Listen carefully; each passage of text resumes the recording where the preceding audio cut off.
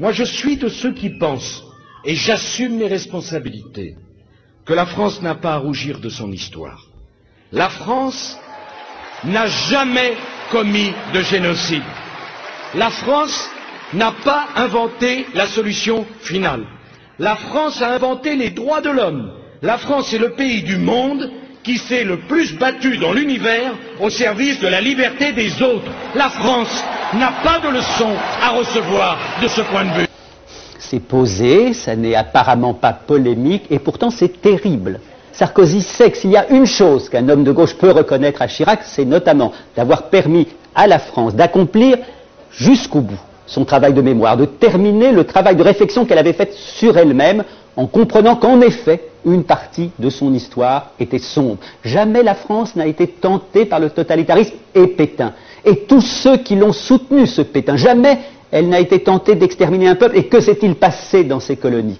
Chaque mot compte chez Sarkozy. Il sait qu'il est en train de faire en sorte que d'un trait de plume puisse être rayé justement ce que des années et des années de réflexion, de travail d'historien, de discussion entre les victimes et parfois leurs anciens bourreaux avaient permis d'obtenir, c'est-à-dire justement de regarder en face l'histoire de France. Ce qui est terrible, c'est qu'il dit nous n'avons jamais commis de génocide et qu'à partir de là, il permet non pas à la France de se réconcilier avec elle-même, mais au pire moment de la France de retrouver leur dignité. Il sait ce qu'il fait, il sait qu'en disant pas de repentance, il dit en fait pas de vérité sur ce que nous avons fait. Je trouve terrible ces propos parce qu'en effet, cet homme, simplement au nom du bon sens, est en train de faire en sorte que la France oublie qu'elle a été à un moment donné indigne d'elle-même. On n'est pas polygame, on ne pratique pas l'excision sur ses filles, on n'égorge pas le mouton dans son appartement et on respecte les règles républicaines. Exemple, ça va beaucoup ça plus n'a, ça n'a, c'est pas...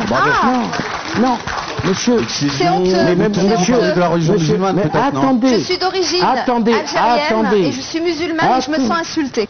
Cette femme se sent insultée en tant que musulmane, mais tout citoyen, tout républicain pourrait se sentir insulté. Qu'est-ce qui est frappant dans ce passage? Je vais vous le dire, c'est le « on ». D'où sort ce « on » dans le discours de Sarkozy, qui si souvent dit « nous, les Français, on ». Alors bien sûr, on peut dire, c'est le « on » que parfois on adresse aux enfants. On ne doit pas répondre aux grandes personnes, on doit traverser dans les clous. Mais en général, c'est le « on » du mépris, le « on » de la condescendance, le « on » qu'on disait avant aux nègres. On bosse et on ferme sa gueule, à l'arabe. C'est le « on » justement des pires moments du colonialisme. C'est étonnant qu'évoquant les Africains, qu'évoquant les Arabes, ce « on » remonte à la surface. On n'égorge pas le mouton. C'est étonnant de voir à quel point c'est apparemment en contradiction avec le style, en général, un petit peu plus compassé de Sarkozy. Mais manifestement, quand il évoque ce sujet, il y a quelque chose qui surgit de lui au plus profond, quelque chose du vieux colonialisme qui, bien sûr, il n'a jamais été. Et c'est étonnant de voir que dans cette phrase, il est ravi d'utiliser des images fortes, le mouton, le sang, la baignoire, vous voyez ce que ça représente, c'est pire que le bruit et les odeurs. Et qu'en plus, pour parapher tout ça, il met sa petite signature « on ». C'est le « on » en effet de celui qui ne respecte pas ceux auxquels il s'adresse. J'aimerais qu'on puisse dire « j'aime la France » sans être nationaliste. J'aimerais qu'on puisse parler de l'immigration sans être traité de raciste. J'aimerais qu'on puisse dire que le rôle de l'État, c'est de protéger sans être traité de protectionniste. On ne peut plus rien dire sur rien. Ça, je dois dire que je trouve ce passage formidable.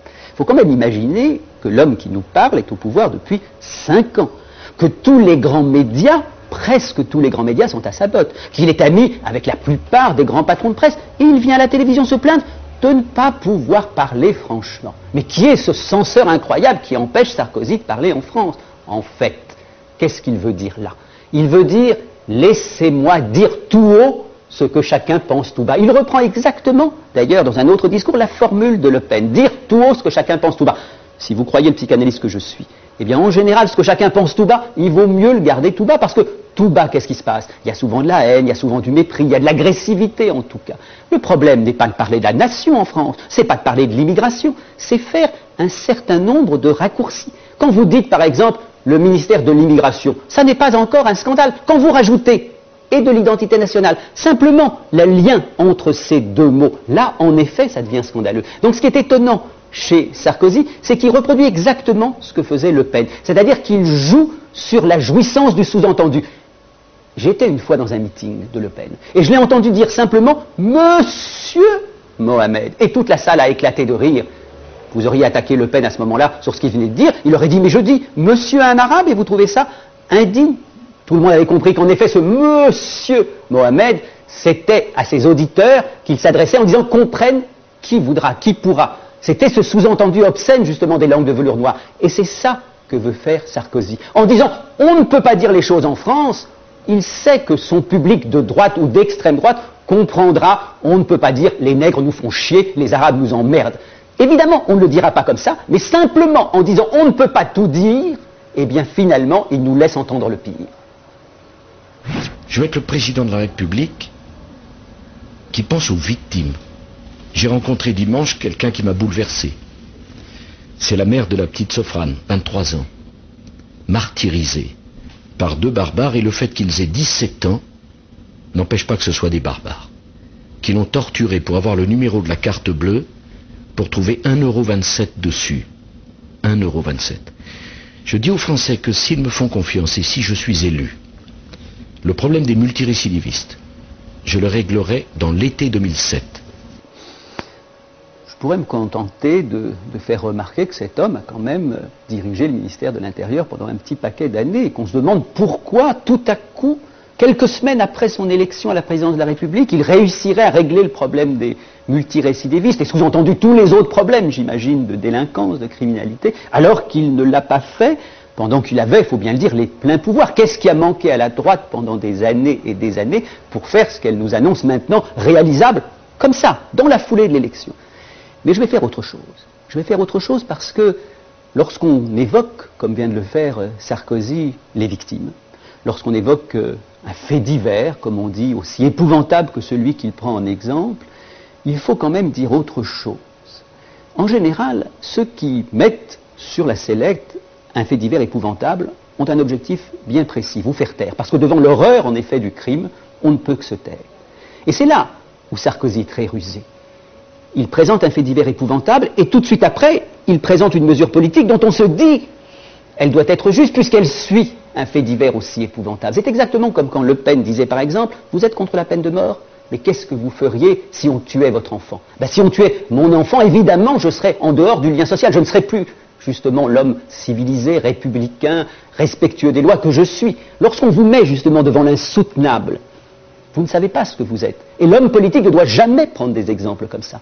Il ne doit jamais justement nous confronter à l'horreur absolue, parce que confrontés trop directement à l'horreur absolue, nous ne sommes plus les citoyens que nous sommes. C'est pour ça que ce passage est intéressant. Il a l'air très sobre, il a l'air très posé. Je ne doute pas d'ailleurs qu'il soit ému par ce que lui a raconté la personne qu'il a rencontrée, mais en même temps, c'est vraiment une obscénité du pouvoir.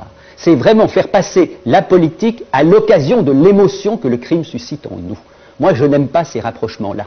Je trouve qu'il aurait été digne, cet homme, s'il nous avait parlé de la souffrance de la victime, de la souffrance de sa famille, et s'il s'était tu après.